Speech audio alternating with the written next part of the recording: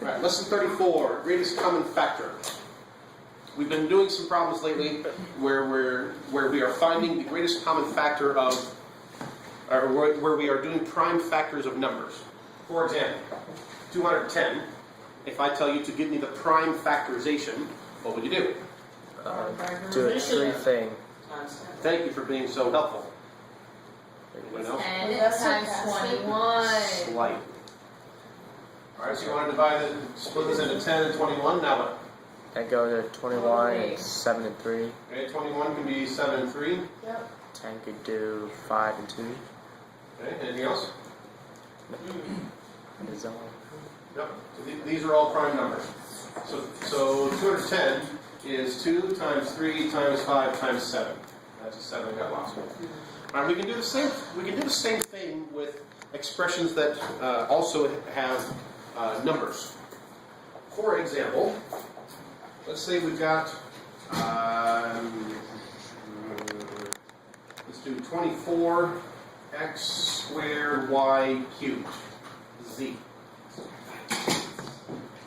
All right, we do the 24 just like you do any other number. What are you going to do with that? 24. 24. Do you guys like to do doing the tree like this? Yes.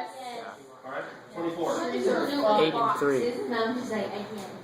Okay. 4 times 2. 2 times 2. 4 times 2 and 4 is 2 times 2. Prime? Yes. Prime? Yes. Prime? Yes. Okay. Now we can do the same thing here. X squared, what does that mean? 2 x's. That means x times x. So x squared I can write as x times x. What about y cubed? Y times Y. Y times y times y. And z is just hanging out there. And so the 24 we can split into 2 times 2 times 2 times 3. So I can say that 24x squared y cubed z can be completely factored all the way out as 2 times 2 times 2 times 3 times x times x times y times y times y times z. Whoa. Yay. So what do we do with this x, the most excellent knowledge? If we have two terms, and we want to find the greatest common factor, let's say we have 8 z to the 4th m squared p minus 12 z cubed m to the 4th p squared. And if the instructions are find the greatest common factor, we're going to have to do prime factorization of both of these things. All right, what do we got for 8? 4 and 2. Okay, 4 and 2. 2 is prime. Want to do the 4? 2, 2. 2 and 2, so those are prime. So this one we've got 2 times 2 times 2. And sometimes it's helpful to put things in alphabetical order. Actually, a lot of times it's helpful to do that. So let's do the m first. That's m squared, so what do we have? M times M. M times m. What's the next letter alphabetically? P. P, and there's only one of those. And why are we talking back there? And next letter is z. How many z's do we have? 4. We got z times z times z, that's times z. Then we have a minus. Let's factor this bad boy. So 12 is what times what? 3 times 4. It's really not that funny. Is 3 prime? Yes. Yes. Is 4 prime? No. No. So we split it into 2 times 2. both of those are prime. So we've got 2 times 2 times 3. Let's do alphabetical order again, just to be consistent. M is first. How many m's do we have? 4. M times. So m times m times m times m. What's next alphabetically? P's. P squared. So that's 2 p's. Then we have z. How many of those? 3. That's a 3. Sorry. Z times z times z. Now I'm going to pick a different color here. For this term minus this term. So we've got this one minus that one. What do they have in common? Do they both have a 2? Yes. Yes. Do they both have a second 2? Yes. Yes.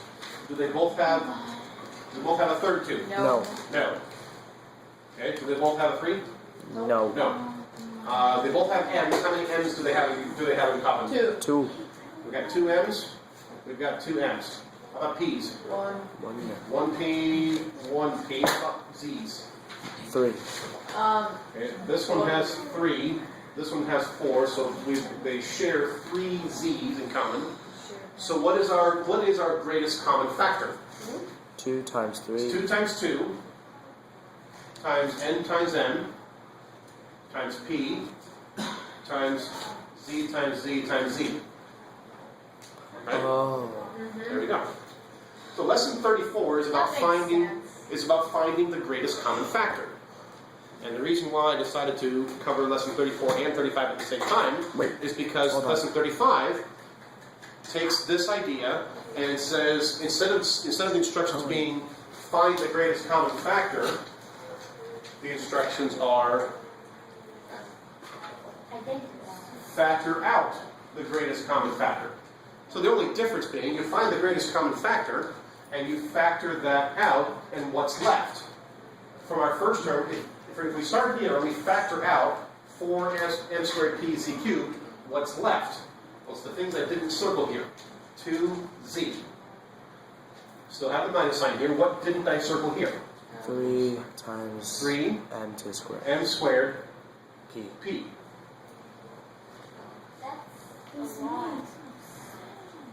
Well, it's a lot of writing if you show everything that you're doing, but it's really only, what, 2 or 3 steps?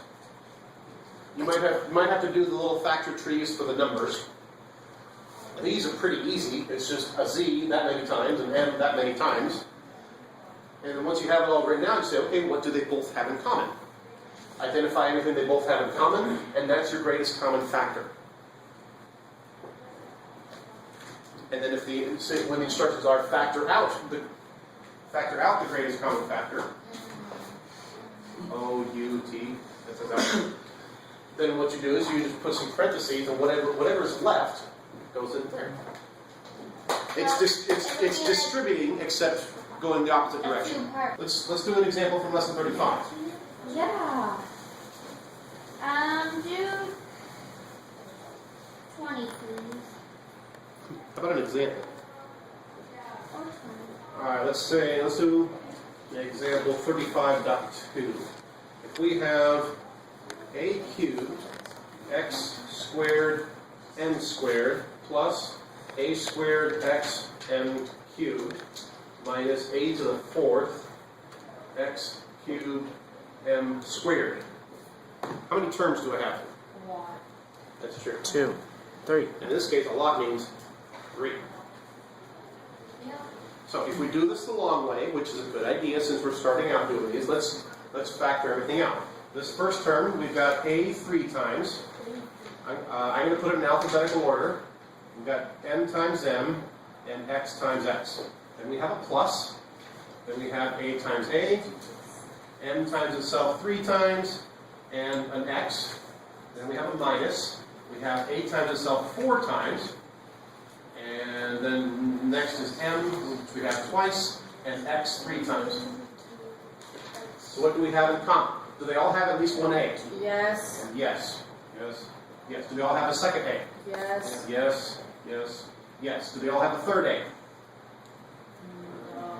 No. Let's move to the next letter. Do they all have at least one m? Yes. Yes. Yes. Yes. Do they all have a second m? Yes. Yes. Yes. Yes. Do they all have a third m? No. Nope. All right. Next letter. X. Do they all have at least one x? Yes. Yes. Yes. Yes. Do they all have a second x? No. No. Okay. So what's our greatest common factor then? A squared, m squared. A times a, m times m, and 1x. And then in parentheses is whatever's left. First term, what's left? Ax. Then we have a plus. What's left in the second term? M. Just the m. Then we have a minus. What's left in the third term? A squared. A squared, x squared, and we close our parentheses. Yay. These problems probably look a little more intimidating than they actually are. But that's the basic process. Whatever it starts with, break down each term, 1, 2, 3 in this case, break down each term into all of its prime factors. And I know, maybe you don't have to write out every single letter here, but I find that it really helps. So that writing all this out is kind of annoying, but it really helps the next step be a lot easier. Then it's easy to see, and you can just circle the things that they have in common to have your greatest common factor. You have your greatest common factor out here, and then whatever's not circled is what's left of the terms inside the parentheses. Question?